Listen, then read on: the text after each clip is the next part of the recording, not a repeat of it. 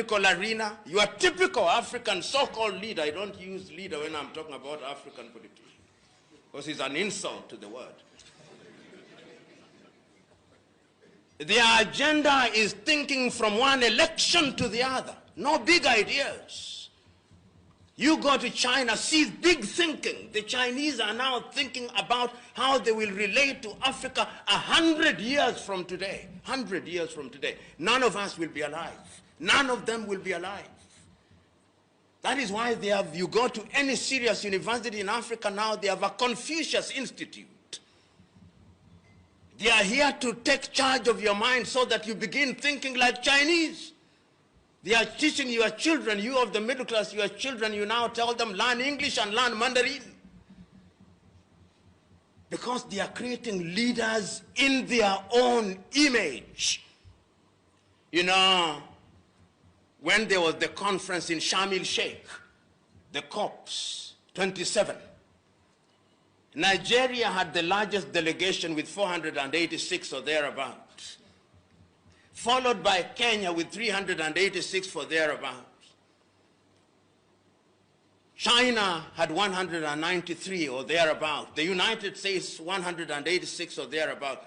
Half of the individuals from Nigerian and Kenyan delegation were dead weight who were shopping in Sharm el-Sheikh.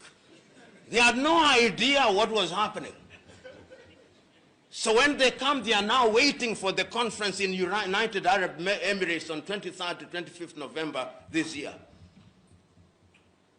Yet some individual in some ministry in this country authorized that they go. And all of them possibly were traveling business class. Those are not leaders. Those are thieves. And when you have such individuals controlling your affairs, you can't go far. That leadership is about honesty. That is the point that I'm trying to make. That you are not a leader until you are honest. Leadership is about courage. And courage does not mean recklessness. It's about doing the right thing in a manner that is orderly. Are we courageous? Are you prepared to speak your mind without fear of consequence? He's lucky that you don't have the minister in charge here. If he was here, many of you here would be groveling, Mr. CS, Mr. CS. That's what we do in Africa. We see public officials and we go on a worship mode. And we don't tell them the truth.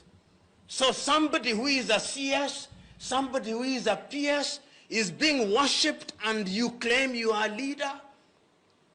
Leadership is about empathy, about building a team. I was telling some young men that one of the things that amazes me and annoys me at once is when African countries go for team sports. Right now, there is the women's football in New Zealand and Australia. And when African countries score a goal and lose, the newspapers in Africa report that African team has done very well. They scored a goal. But I thought people went there to win. When an African team reaches the quarterfinals of the World Cup, we say, oh great, for the first time an African team has reached the quarterfinal. You would think that the African teams were human beings playing with angels. What point am I trying to make? A good leader creates a team, a champion team. And a champion team will always beat a team of champions.